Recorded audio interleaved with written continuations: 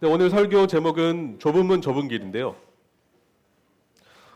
오늘 말씀은 지금 이제 15절부터 보시면 거짓 예언자들에 대해서 나오고 21절부터 보시면 나더러 주여 주여 하는 사람, 하지만 믿음이 없는 그런 사람들을 향해서 예수께서 이제 책망을 하고 계신데, 그 말씀과 문맥이 이어지는 것이라 보셔야 됩니다.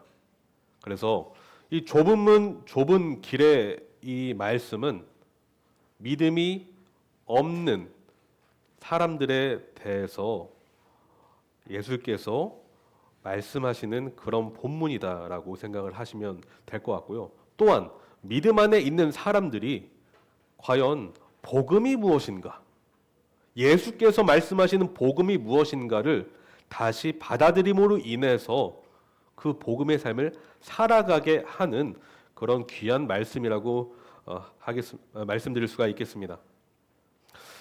성도님, 인생을 종종 길에 비유를 합니다. 길. 어떤 사람이 걷는 길은 곧게 뻗은 길가 같이 느껴집니다. 그런 인생 같이 보여요. 어떤 사람이 걷는 길은 구불구불한 길의 연속같이 보입니다. 심지어 어떤 사람의 길은요, 끝이 잘려버린 뚝 끊어진 낭떠러지 같은 길처럼 느껴집니다. 그렇습니다. 우리가 사는 삶, 그 인생, 이 길은 너무나도 다양하고 복잡 미묘하다라고 말할 수가 있습니다. 그래서 우리 앞에 놓여 있는 인생길은 셀 수 없이 셀 수 없이 많아 보인다라고 이렇게 말할 수가 있는데, 그런데 반전이 있습니다. 예수님은 오늘 본문에서 딱 두 가지의 길만 존재한다라고 말씀하기 때문입니다. 굉장히 단순 명료하게 말씀하고 계신데, 그것은 바로 좁은 길과 넓은 길입니다. 넓은 길과 좁은 길입니다. 말씀을 다시 보시면 좁은 문으로 들어가오라. 멸망으로 이끄는 문은 넓고 그 길이 널찍하여서 거리로 들어가는 사람이 많다. 생명으로 이끄는 문은 너무나도 좁고 그 길이 비좁아서 그것을 찾는 사람이 적다. 이 두 길은 극명한 차이점, 대조가 보이는데요. 그런데 이 명령하는 기독교의 역설이 있습니다. 우리는 그동안 산상수훈을 통해서, 지금 산상수훈이 거의 마무리되고 있는데, 산상수훈을 통해서 기독교가 무엇인지에 대해서 배웠습니다. 기독교는 타 종교와 다른 뚜렷한 차이점이, 특징이 하나가 있는데, 그것은 우리 인생의 지혜와 능력으로 출발하는 것이 아니라는 것입니다. 기독교는 그렇습니다. 우리의 노력으로 시작되는 것이 아닙니다. 기독교가 그렇습니다. 기독교는 그 반대입니다. 자기 칭송이 아닌 자기 부인의 길로 들어선 자에게 허락되는 것이 바로 기독교입니다. 구원의 시작, 구원의 과정, 그리고 최종 완성의 여부가 우리 인간에 달려있지 않고 오직 하나님께 달려있다라고 말하는 것이 기독교이며, 성경이 말하는 그 핵심 메시지가 바로 그것입니다. 이런 면에서 우리는 오늘 예수께서 선포하시는 명령에 귀를 기울일 필요가 있는데요. 좁은 문, 좁은 길은 영생의 문, 영생의 길, 즉 복음을 상징합니다. 그런데 많은 사람들은 복음을 말을 합니다. 우리 교회 다니는 사람들, 복음을 이야기하지 않는 사람이 없죠.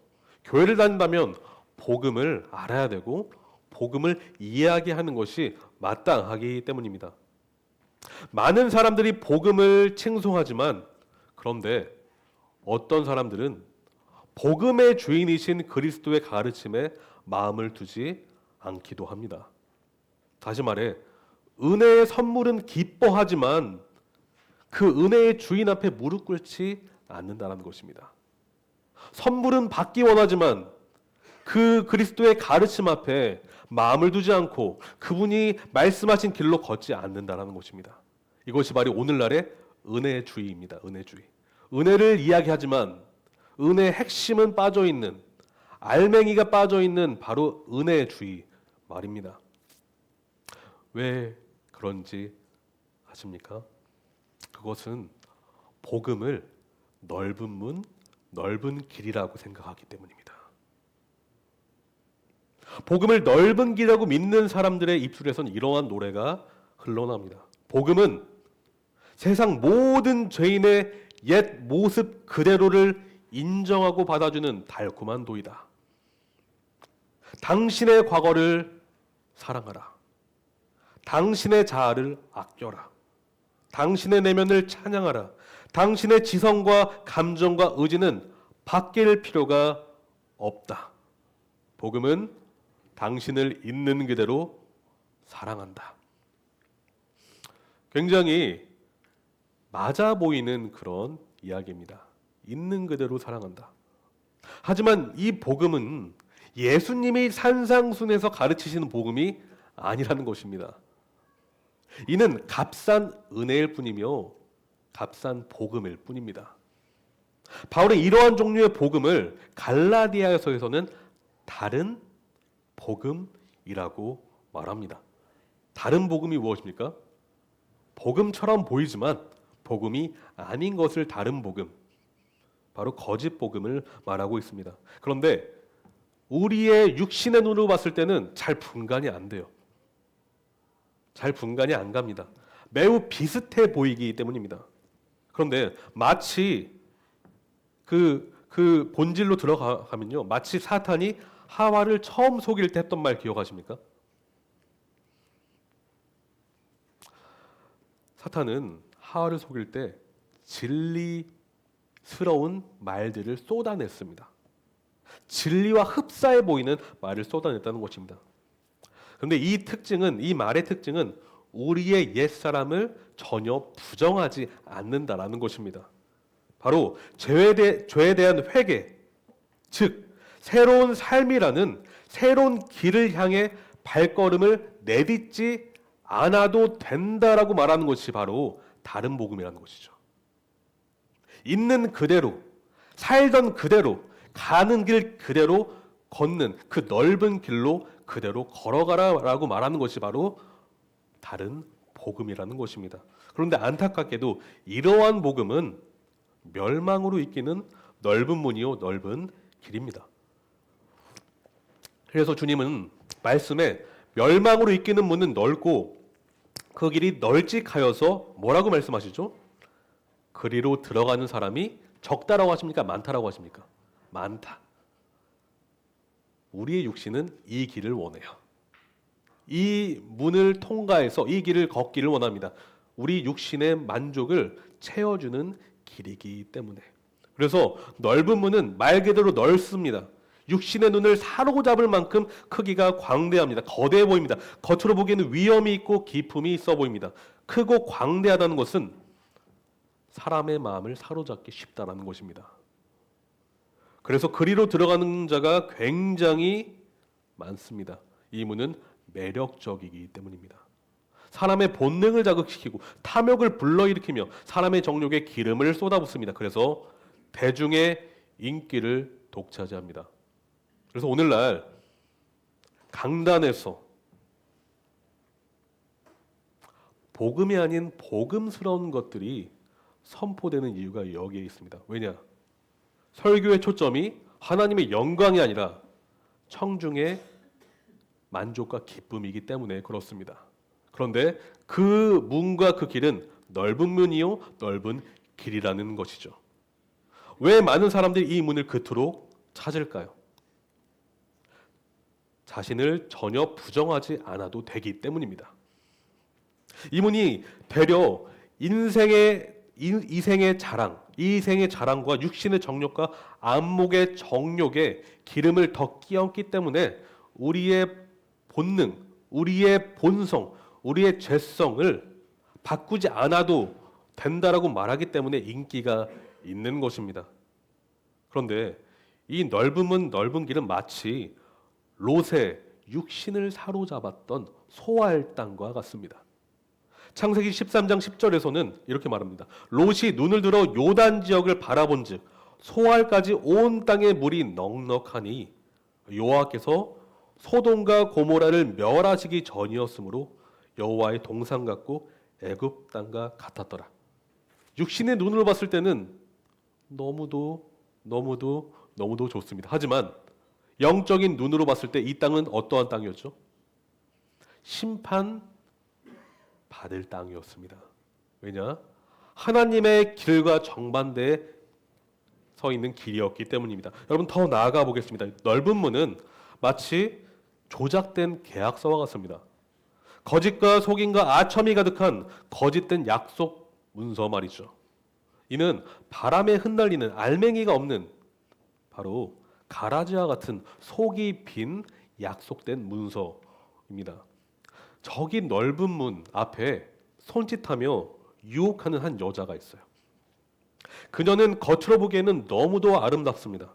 심지어 그녀의 입술에는 꿀과 같이 달콤하고 기름보다 더 미끄러운 말들이 흘러나오고 있습니다.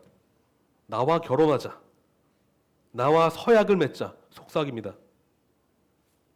그녀의 말을 듣고 있노라면, 그 말의 열매를 먹고 있노라면 정신을 차리기 쉽지 않고 혼미해집니다.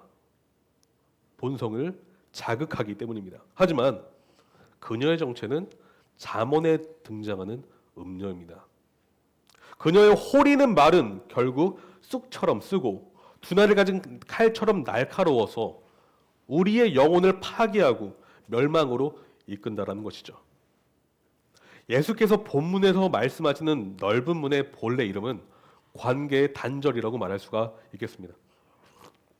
이 문을 통과한 사람이 걷는 길의 끝자락은 결국은 이러한 팻말이 쓰였어요. 파괴, 붕괴, 멸망 말입니다. 넓은 문을 통과하여 그 길을 걷는 자들의 마지막 종착지는 완전한 멸망입니다. 다시 말해 주권자의 인도하심이 소멸된 지옥, 주권자의 도우심이 차단된 지옥, 주권자의 은혜가 단절된 지옥 말입니다. 그래서 예수님은 본문에서 뭐라고 말씀하시죠? 멸망으로 이끄는 문은 넓고 그 길이 널찍하여서 그리로 들어가는 사람이 많다. 이 문을 통과하여 걷는 길의 마지막은 결국 멸망이라고 예수께서 정확히 말씀하십니다. 좀 더 나아가 보겠습니다. 여러분, 멸망으로 인도하는 길은 여러분의 영혼에 관심이 있을까요? 없을까요? 관심이 전혀 없습니다. 여러분이 영혼이 잘 되는 것에 관심이 전혀 없습니다. 말은 달콤하게 하지만 그 말의 알맹이 안에는 진정으로 영혼이 잘 되는 것에 관심이 전혀 없다라는 것입니다. 그래서 우리가 태어날 때 가지고 있는 옛 본성에 대해서 전혀 문제 제기를 하지 않아요. 전혀. 우리 옛자를 향해 책망하지도 않습니다. 되려 옳다 옳다, 잘한다 잘한다 아첨을 합니다. 멸망으로 인도하는 넓은 길은 우리가 가진 옛 성품을 향해 이렇게 말합니다. 거듭날 필요가 전혀 없다. 거듭날 필요가 전혀 없다. 왜냐하면 그 성품은 너무도 훌륭하기 때문이다. 그래서 되려 선하다 선하다, 의롭다 의롭다 외친다라는 것입니다. 대신 멸망으로 인도하는 길은 자기 부인이 필요가 없으니 당신 자신을 더 사랑하라, 자기 사랑을 더 발전시켜 나가라 라고 말합니다. 결국 상한 심령과 자기 부정이라는 기독교의 핵심 가치는 이 길에 들어설 자리가 없습니다. 여러분, 안타깝게도 이 길을 걷는 사람에게 예수님은 함께하지 않으세요. 왜냐? 이 길에는 예수 그리스도께서 존재하지 아니하시기 때문입니다. 예수님은 이러한 길을 만드신 적이 없으십니다. 이러한 다른 복음은 성경이 말하는 복음이 아닙니다. 여러분, 우리가 복음을 이해하고 그리스도를 이해할 때 우리의 생각대로 예수님을 이해하고 우리의 생각대로 복음을 이해하면 그 예수님과 복음은 실질적으로 복음이 아니고 그리스도가 아닐 가능성이 매우 높습니다. 우리는 성경을 통해서 복음을 이해해야 되고 성경을 통해서 그리스도 예수를 받아들여야만 그분이 그 능력이 진정으로 역사하며 그 그리스도가 진정으로 나에게 영생을 가져다 주실 수 있다는 것입니다. 여러분, 넓은 길 넓은 문, 이 허상의 길 허상의 문은 오늘날 이런 복음이라고 할 수가 있어요. 번영주의 복음. 믿으면 무조건 성공한다. 그래서 어떤 그런 인도자들은 정말 훌륭하신 목사님들 많으신데요. 정말 가짜 복음을 선포하는 분들도 덜어 있습니다. 그런 분들은 믿으면 부자가 되니 헌금하라고 종용을 합니다. 여러분, 헌금은 우리가 하나님께 받은 은혜를 감사로 돌려드리는 아름다운 예배 행위이지만 이런 식으로 헌금을 종용하는 것은 성경에 없다라는 것입니다. 번영주의 복음, 잘 믿으면 부자가 되고 이런 식으로 우리가 헌금을 하면은 부자가 될 수 있다. 이런 유의 관점으로 성경은 말하지 않는다라는 것입니다. 또한 값싼 복음, 믿으면 용서받고 구원받으니 더 이상 회개가 필요 없다. 이것은 값싼 복음이에요. 값싼 은혜입니다. 진정한 은혜는 그렇지 않습니다. 또한 사랑 만능주의 복음, 사랑 만능주의 복음. 이것이 무슨 뜻이냐면요. 요즘 사랑에 대해서 이야기를 많이 하죠. 그러니까 하나님은 사랑이시기 때문에 다 품어주신다. 오늘날 그래서 동성애를 죄로 여기지 않고 정말 성경이 말하는 그런 사랑의 가치, 이성 간에 사랑하는 그 사랑이 그것만 사랑이 아니라 정말 남자가 남자를 사랑할 수 있고 여자가 여자를 사랑할 수 있으며 또한 사람과 동물이 사랑할 수 있다라고 그런 이상한 얘기들을 하는 것이 오늘 세상입니다. 그런데 하나님은 하나님의 뜻에 벗어나는 것에 대해서 하나님 반드시 죄를 물으시고 심판하시는 하나님이십니다. 왜냐? 하나님은 사랑이시지만 공의의 주권자이시기 때문입니다. 여러분, 이 시간 복음에 대해서 한번 살펴보겠습니다. 예수님은 복음을 뭐라고 하고 계시죠? 예수께서는 복음을 넓은 문 넓은 길이라고 하시나요? 아니면 좁은 문 좁은 길이라고 하시나요? 좁은 문 좁은 길이라고 하십니다. 십자가의 도는 세상이 말하는 그런 복음과 다릅니다. 십자가의 문은 좁습니다. 작습니다. 거짓 복음은 인간의 눈으로 보기에 거대 보이지만 참 복음은 매우 작아 보일 정도로 그렇게 좁고 작아 보입니다. 바로 귀한 진주와 보배가 쉽게 발견되지 않는 것처럼 복음도 그러하다는 것입니다. 우리 육신의 눈으로 보았을 때는 심지어 복음 매우 초라해 보이기까지 합니다. 그래서 인생들이 쉽게 찾을 수 없을 뿐만 아니라 찾고 싶어 하지도 않는 것이 참 복음이라는 것이죠. 그래서 진짜 복음은 인기가 없어요. 왜 예수님께서 그 복음의 주인께서 종교 지도자들이 그 예수님을 짓밟고 죽이려고 했을까요? 진짜 복음은 인기가 없습니다. 육신의 눈으로 보았을 때 그 복음은 미련해 보이기까지 하기 때문입니다. 여러분, 고린도전서 1장 18절에서는 이렇게 말하는데요. 제가 읽을게요. 십자가의 말씀이 멸망할 자들에게는 어리석은 것이지만 구원을 받는 사람인 우리에게는 하나님의 능력입니다. 여기에서 바울은 십자가의 말씀이 멸망할 자들에게는 어떻다고 하고 있죠? 어리석은 것. 복음이 그들에게는 어리석은 것이에요. 어리석은 것. 당대 세상 철학자들, 지식인, 지혜자들, 권세가 높고 덕망 있는 자들에게 복음은 한없이 무식한 논리로 여겨졌다라는 것입니다. 바로 조롱의 지식, 경멸의 사상, 야유의 논리로 여겨졌는데 그래서 그 위대한 하나님의 말씀인 그 복음의 능력이 한없이 흙과 먼지와 같이 그렇게 같이 절하가 됐다라는 것입니다. 그래서 유대인에게 복음은 걸림돌이었고 헬라인에겐 어리석은 것이었다 말을 하고 있는 것이죠.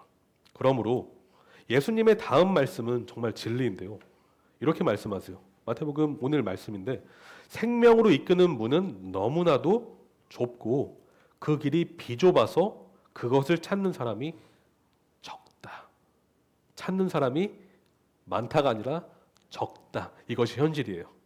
이것이 예수님의 진단이십니다.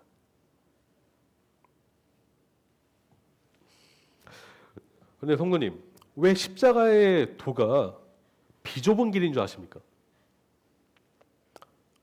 개역개정은 이 비좁다라는 단어를 협착한으로 번역을 했는데 왜 복음이 협착한 길일까요? 우리가 보통 협착하다고 했을 때는 어떠한 의미로 협착하다고 합니까? 그냥 좁은 게 아니라 가다가 다쳐요. 긁히고 까지고 심지어 목숨까지도 위협받을 정도의 그러한 공간, 그런 길을 협착하다라고 합니다. 여러분 여기서 비좁은 협착한이라는 단어의 원어를 한번 살펴보길 원하는데요. 이 단어의 헬라어 원어는 스테노스입니다. 근데 같은 어근에서 파생된 단어는 바로 스테나그모스라는 단어가 있는데 이 단어를 풀이하면 이런 뜻이에요. 비탄, 신음, 깊은 한숨, 탄식. 성도님, 좁은 길, 이 복음의 이 감격스러운 영광스러운 길을 걷는데 탄식, 신음, 깊은 한숨 이런 게 터져 나온다는 것이에요. 이해가 되십니까? 왜 그렇죠? 왜 비탄, 신음, 깊은 한숨, 탄식이 나와야 되는 것일까요? 로마서 8장 26절을 같이 한번 보실까요? 로마서 8장 26절. 로마서 8장 26절을 같이 한번 읽어보겠습니다. 정말 위로가 되는 말씀인데요. 26절 같이 한번 읽어볼게요. 로마서 8장 26절입니다. 같이 읽겠습니다. 이와 같이 성령께서도 우리의 약함을 도와주십니다. 우리는 어떻게 기도해야 할지도 알지 못하지만 성령께서 친히 이루다 말할 수 없는 탄식으로 우리를 대신하여 간구하여 주십니다. 누가 탄식하시죠? 성령께서. 여러분, 이 좁은 길에 말하는 이 탄식은 영적인 탄식을 말합니다. 영적인 탄식. 다시 말해 육에 속한 사람, 그 사람, 자연인 스스로 만들어낼 수 있는 종류의 탄식이 아니라는 것입니다. 예수께서 말씀하시는 좁은 문, 좁은 길의 협착함은 오직 성령의 주권적인 은혜를 통해서만 우리가 느낄 수 있는 영적 감각이라는 것입니다. 따라서 이 영적 비탄과 신음과 깊은 한숨과 탄식은 오로지 주권자의 은혜를 간구하는 자에게 주신 하나님의 선물이라고 말씀드릴 수 있겠습니다. 그래서 누가복음 18장에 등장하는 자기 죄 때문에 가슴을 치며 통곡을 하던 세리가 이러한 탄식을 하나님께 했다라고 볼 수 있습니다. 반대로 성령과 무관했던 자기를 칭송했던 바리새인은 탄식이 아닌 자기 칭찬하기 바빴죠. 그런데 우리를 위해 말할 수 없는 탄식으로 간구하시는 성령님은 우리의 타락한 옛자아에 복음의 광채를 비추세요. 그래서 어둠의 커튼으로 꽁꽁 가려워져 있던 우리 내면의 부패함을 영광의 빛을 통해서 이제 보게 해주신다는 것입니다. 우리 스스로 볼 수 있는 것이 아니라 성령께서 보게 하여 주신다는 것입니다. 영적 비통의 외마디 신음소리를 단 한 번도 해본 적이 없었던 우리가 우리 입술에서 주님, 제가 어찌해야 하겠습니까? 이 깊은 우리 내면의 이 깊은 그 영적인 울림이 그 외마디 비명이 흘러나오게 해주세요. 그래서 우리의 거짓됨, 우리의 위선됨, 자기 기반의 보좌에서 일어서기를 이제 원하기 시작하게 되었다는 것입니다. 성령께서는 우리를 위해서 탄식하시는 성령께서는 우리로 하여금 우리 죄에 대해 탄식의 눈물을 흘리게 해주시지만 감사하게도 그 아픔을 어떻게 바꿔주신 줄 아십니까? 기쁨과 소망으로 그 기쁨의 눈물로 바꿔주세요. 왜냐하면 우리에게 제 용서와 영생을 선물로 주실 수 있는 복음의 주인 예수 그리스도가 이제 우리에게 구세주와 주인으로 보이기 때문입니다. 예수님은 그래서 우리에게 좁은 문으로 들어가라고 하세요. 좁은 길을 걸으라고 하십니다. 이 시간 다시 한번 생각해 보셨으면 좋겠어요. 예수님은 생전에 어떠한 길을 걸으셨습니까, 여러분? 예수님은 인기 있는 길을 걸으셨나요? 아니면 인기가 없고 조롱당하고 매맞고 침뱉음 당하고 채찍에 맞고 심지어 그 가장 완악한 죄인만 받았던 형벌을 지시는 그런 길을 걸으셨나요? 예수님은 가장 치욕스러운 길을 걸으셨습니다. 가장 협착한 길을 걸으셨습니다. 성도님은 복음이 달콤해 보이십니까? 십자가가 달콤해 보이시나요? 실상은 정반대입니다. 십자가는 결코 달콤하지가 않습니다. 결코 그렇지가 않습니다. 이 길은 사람의 인정과 칭찬을 받는 길이 아닙니다. 그 반대예요. 바울의 고백은 주님이 가신 길을 대변한 듯 보이는데 그는 이렇게 말해요. 갈라디아서 1장 10절. 이제 내가 사람들에게 좋게 하랴 하나님께 좋게 하랴.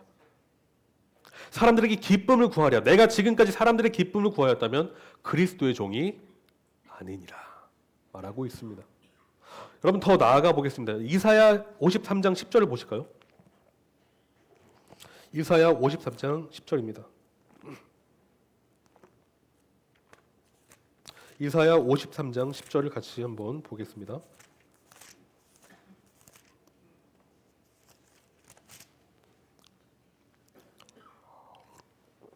같이 한번 읽어볼까요? 53장 10절 같이 읽겠습니다. 네, 다 찾으셨으면 같이 읽겠습니다. 주님께서 그를 상하게 하고자 하셨다. 주님께서 그를 병들게 하셨다. 그가 그의 영혼을 속건제물로 여기면 그는 자손을 볼 것이며 오래오래 살 것이다. 주님께서 세우신 뜻을 그가 이루어 드릴 것이다. 놀라운 말씀이 있는데 예수님이 탄생하시기 700년 전의 예언자이죠. 그 이사야 예언자가 고난받는 종, 바로 예수 그리스도에 대해서 정확하게 예언을 하고 있습니다. 700년 전에 말이죠. 그런데 더 놀라운 사실은 여기서 주님이라고 번역이 되는데 원래는 여호와입니다. 여호와 하나님, 성부 하나님께서 그를 상하게 하셨다라고 말하고 있어요. 보통 아버지가 아들을 상하게 한다라는 것은 이것은 논리적으로 이해할 수 없는 것입니다. 아버지가 아들을 상하게 하셨다. 그런데 이 단어를 우리가 더 이해할수록 이 말이 정말 받아들이기 어려운 말씀이라는 것을 우리가 알 수 있는데요. 여기서 상함, 이따가 제가 상함에 대해서 좀 계속 얘기하니까 이건 기억하셨으면 좋겠어요. 히브리어 단어 나카라는 것인데 다카는 가벼운 상처가 아니에요. 그냥 조금 아프고 상처받고 이런 게 아닙니다. 이 단어의 의미는 이런 것입니다. 가루가 되도록 짓이기고 짓누르다라는 뜻이에요. 가루가 되도록. 여러분, 가루가 되려면 보통 깨를 빻을 때 어디에 넣어요? 요즘 절구 안 쓰시나요? 네. 믹서기 쓰시나요? 네. 맷돌. 여러분, 콩 요즘 맷돌로 쓰지 않으시죠? 네. 콩을 근데 맷돌에 넣어서 간다고 생각해 보세요. 어떻게 됩니까? 짓이겨지죠. 완전히 으깨집니다. 곡식을 절구에 넣고 빻을 때 가루가 되죠. 바로 그러한 상함이 바로 이 낙하입니다. 이 상함은 또한 마치 대형 덤프 트럭이 작은 아이를 덮치는 것 같은 그러한 말도 안 되는 충격을 말하고 있습니다. 상함이 그 정도의 상함입니다. 그런데 더 놀라운 사실은 성부께서 성자 예수님을 그렇게 상하게 하셨다라고 말하고 있다는 것이죠. 십자가에서 아버지는 아들을 철저히 부서뜨리셨고 무너뜨리셨고 산산조각 내셨습니다. 이것이 바로 우리가 알고 있는 예수께서 당하신 십자가의 상함이라는 것입니다. 성부 하나님은 가장 사랑하는 아들 예수에게 공의의 철퇴를 내리셨는데 아버지는 아들을 극악무도한 죄인 취급하시며 모든 거룩의 진노의 잔을 그분께 쏟아 부으셨습니다. 이것이 바로 십자가입니다. 여러분, 십자가는 결코 낭만적이지가 않습니다. 그런데 제가 여쭤보고 싶은 것은 이것이요. 예수님이 죄를 범하셨기 때문에 이 형벌을 받으셨나요? 예수님이 자기 죄를 속죄하시기 위해서 이 일을 감당하셨나요? 아버지께서 아들 예수의 죄를 심판하시기 위해서 그를 상하게 하셨나요? 만약 그러셨다면 우리는 예배드릴 이유가 전혀 없습니다. 그러셨다면 우리가 믿는 복음과 기독교의 구원은 모두 거짓이라는 것입니다. 그 이유는 여러분, 죄인은 죄인을 속죄할 수가 없습니다. 죄인의 목숨값은 속죄값이 될 수 없다라는 것입니다. 그 죽음은 어떤 면에서 가치가 없는 죽음이라는 것입니다.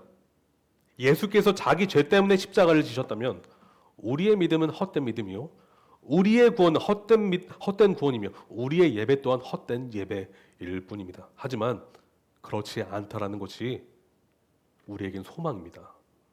예수님은 죄가 없으신 하나님이시고 그의 삶 속에서 단 한 번도 죄를 지으신 적이 없으셨기 때문입니다. 그래서 사도 요한이 이렇게 말해요. 요한일서 3장 5절. 여러분이 아는 대로 그리스도께서는 죄를 없애려고 나타나셨습니다. 그리스도는 죄가 없는 분이십니다. 결론은 이것입니다. 예수께서 십자가의 상함을 당하신 이유는 바로 우리가 그런 죄인이기 때문입니다.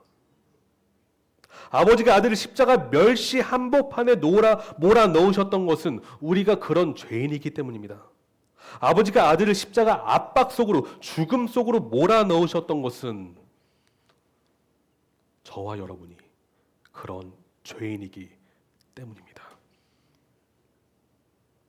가장 보배롭고 가장 귀하신 아들을 십자가라는 그 가장 잔인하고 치욕스러운 저주 아래에 두신 것은 우리의 죄가 하나님께 그렇게 더럽고 끔찍하고 역겹기 때문입니다. 예수님은 우리를 위해 저주를 받으셨어요. 여러분, 이 사실 믿으십니까? 예수님은 철저히 우리를 대신해서 죄인의 옷을 입으셨습니다. 고린도서 5장 21절은 말하는데요. 잘 들어보세요. 하나님이 죄를 알지도 못하신 이를 우리를 대신하여 죄로 삼으신 것은, 예수님은 우리를 대신해서 죄인이 되셨고 죄가 되셨어요. 죄를 지으셨다는 것이 아니라 죄인으로 취급받으심으로 인해서 죄인처럼 심판받으셨다는 것은, 이 말은 예수께서 우리 때문에 간음한 사람처럼 취급받으셨고요, 우리 때문에 살인자처럼 취급받으셨고, 우리 때문에 거짓말하는 거짓말쟁이처럼 취급받으셨고, 우리 때문에 탐욕스러운 인간처럼 취급받으셨다는 것입니다. 결국 십자가는 성부께서 죄를 짊어지신 성자를 온전히 심판하신 도구로 사용이 되었습니다. 여러분, 그런데 아까 이사야 53장의 히브리어 단어 상함, 나카 기억나시죠? 나카. 근데 이 나카가 우리에게 사용되었을 때는 어떻게 번역이 되는 줄 아십니까? 시편 34편을 보실까요? 시편 34편. 시편 34편인데요. 18절입니다.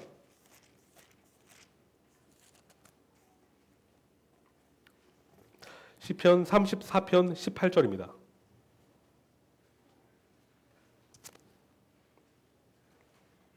같이 한번 읽겠습니다. 시편 34편 18절. 주님은 마음 상한 사람에게 가까이 계시고 낙심한 사람을 구원해 주신다.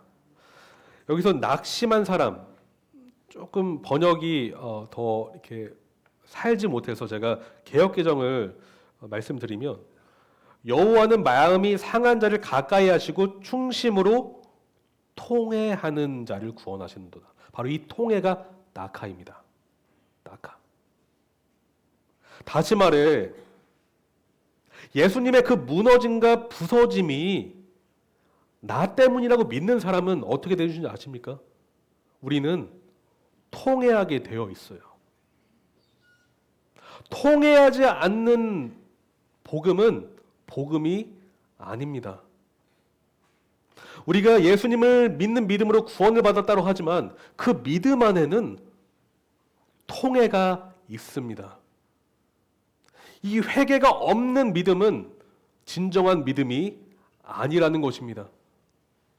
그분이 나 때문에 나를 대신해서 십자가를 지셨다는 것이 내게 받아들여지고 믿어지는 사람은 먼저 내 죄에 대해서 통회하는 자리에 서게 되어 있다라는 것입니다. 예수님의 낙하, 그 상함을 나의 낙하, 상함으로 여기는 자는 반드시 주 앞에 먼저 무릎 꿇습니다. 왜냐하면 자기 죄를 회개하는 자에게 오직 예수님은 그 사람의 구원의 문이 되어 주시기 때문입니다. 자기 죄를 애통하는 자에게 오직 예수님만 그의 구원의 길이 되어 주시기 때문입니다. 저는 오늘 이 설교를 듣는 여러분들 중에서 한 분도 빠짐없이 멸망의 길로 나아가지 않으셨으면 좋겠습니다. 그런데 여러분 혹시 넓은 길에 서서 그 길로 걸어가는 분이 혹시 계십니까? 만약 그러시다면 오늘 설교를 듣고 여러분 대신해서 상함을 받으신 그 예수님 앞에 엎드리시기를 소망합니다. 여러분, 그 넓은 길의 마지막은 멸망입니다. 멸망. 그 길에서 돌아서십시오. 이제 그만 돌아서십시오. 미루지 마십시오. 하나님이 허락하신 오늘은 오늘로 끝날 수가 있습니다. 우리의 생명은 우리의 것이 아니라 하나님의 것입니다. 우리의 오늘의 삶 또한 하나님의 것입니다. 제가 이렇게 말씀드리는 저의 말을 가볍게 듣지 마시고 하나님께서 여러분을 오늘 부르신다라는 것을 마음에 새기시며 넓은 길에서 돌아서십시오. 저는 동시에 성령께서 여러분의 마음을 움직이셔서 복음 앞에 무릎 꿇게 해주시기를 간절히 요청합니다. 간절히 바랍니다. 그래서 하늘의 은총이 여러분에게 임하여서 회심의 역사가 일어나길 간절히 소망합니다. 그러므로 제가 마지막으로 간청드릴게요. 죄에서 돌이키십시오. 회개하십시오. 여러분을 죄에서 구원하시기 위해서 협착한 길을 걸으신 예수님을 붙잡으십시오. 그분은 죄와 사망에서 여러분을 구원하시기 위해서 십자가에서 죽으셨지만 3일 만에 부활하셨습니다. 이 말은 영원한 생명이 오직 예수께만 있다는 것입니다. 좁은 문, 좁은 길, 오직 예수께만 우리의 생명이 있습니다.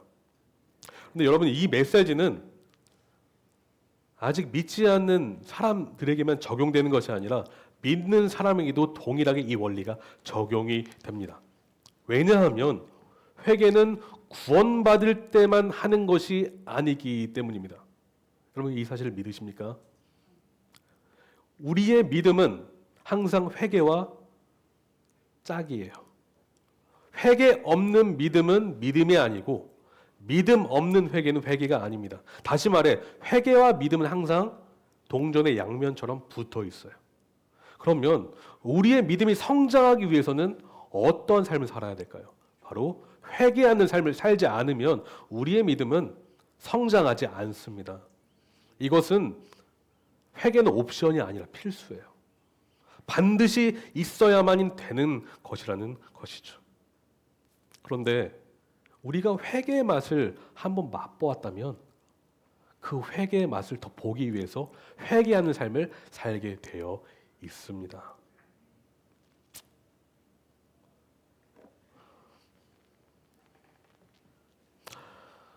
저는 이제 이 설교를 마치려고 하는데요.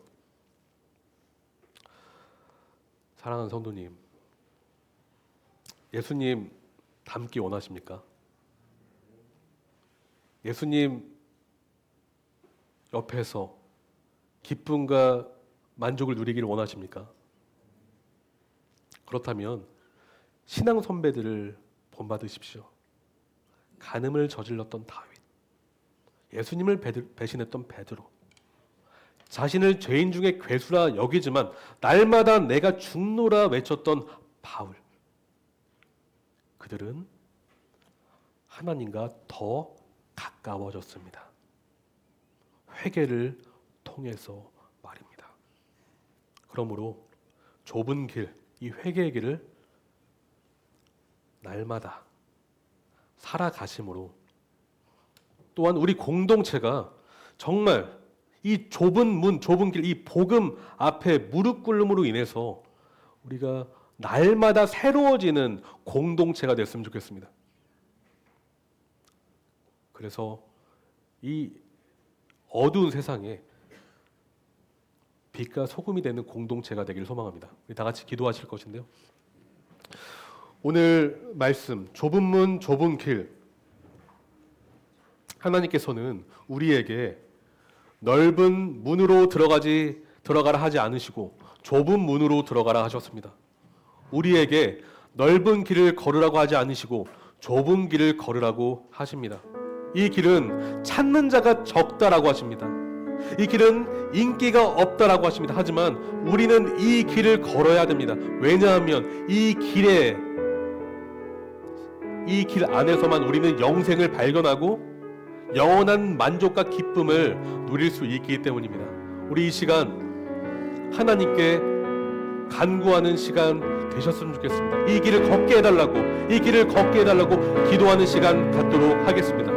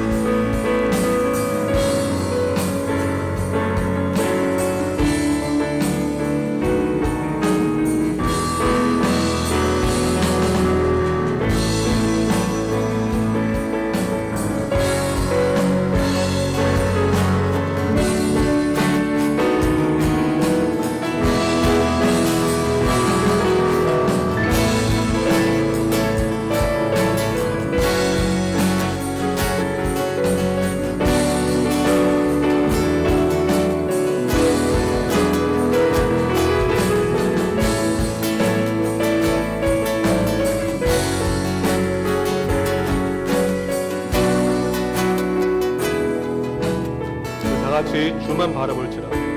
하나님의 사랑을 사모하는 자, 하나님의 평안을 바라보는 자, 너의 모든 것 창조하신 우리 주님이 너를. 우리 다 같이 일어나셔서 찬양하셨으면 좋겠습니다. 하나님께 찬양과 경배하리, 하나님의 선하심을 닮아가는 자, 너의 모든 것 창조하신 우리 주님 너를 자녀 삼으셨네. 하나님 사랑의 눈으로 너를 어느 때나 바라보시고, 하나님 인자한 위로서 언제나 너에게 기울이시니,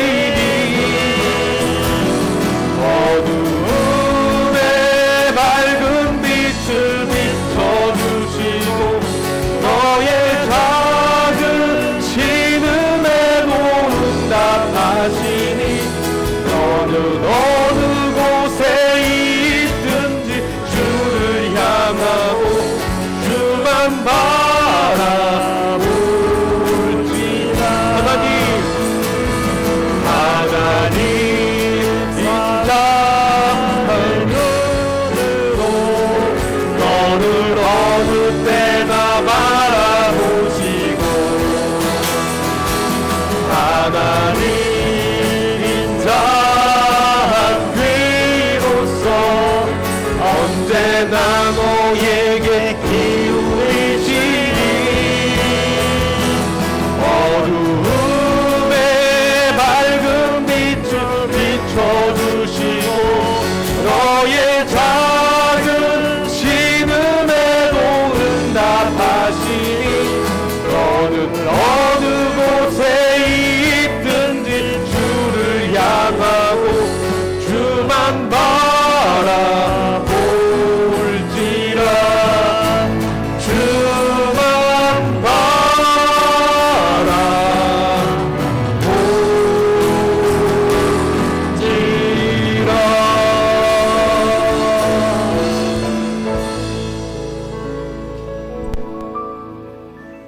사랑해 주님, 감사합니다. 저희에게 이렇게 예배드릴 수 있는 특권을 허락하여 주시고, 하나님의 말씀을 드릴 수 있는 시간을 허락하여 주시며, 주님의 복음 앞에 다시 나오게 하여 주실 수 있는 기회를 주심에 감사합니다. 하나님, 세상은 넓은 길로 들어가라 합니다. 넓은 길을 걸으라고 합니다. 하지만 주님은 좁은 문으로 들어가 좁은 길을 걸으라고 하십니다. 하지만 우리가 어찌 우리의 능력으로, 우리의 지혜로 이 문을 통과할 수 있겠습니까? 우리가 이 길을 걸을 수 있겠습니까? 오로지 주님의 은혜를 간구하오니, 우리 주님의 교회 한 사람 한 사람 주님 붙들어 주셔서 이 길을 걷게 하여 주시옵소서. 이 길 안에서 때로는 죄 때문에 낙마하고 탄식하고 신음 소리를, 외마디 비명 소리를 외칠지라도 다시 십자가 복음의 능력으로 말미암아 소망을 품게 하여 주시옵소서.